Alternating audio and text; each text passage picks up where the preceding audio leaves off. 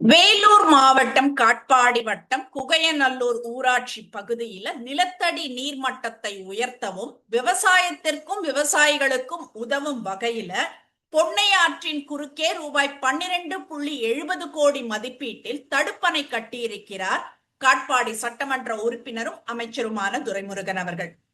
270 metre நீளமும் 1.50 metre உயரம் கொண்டதாக கட்டப்பட்டுள்ள இந்த தடுப்பணையில 750 மீட்டர் நீளத்துக்கு தண்ணீர் தேங்கும்படியும் 5.36 மில்லியன் கன அடி கொள்ளளவுக்கு நீரை தேக்கி வைக்கும்படியாக இந்த தடுப்பணை கட்டப்பட்டுள்ளது.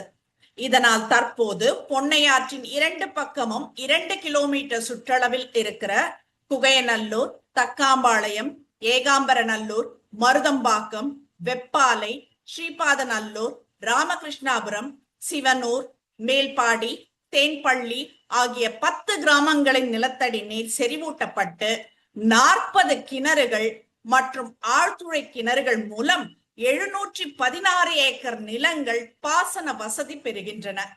இதனால நேரடியாகவும் மறைமுகமாகவும் 420 விவசாயிகளும் 4500 பொதுமக்களும் பயனடைந்துள்ளனர்.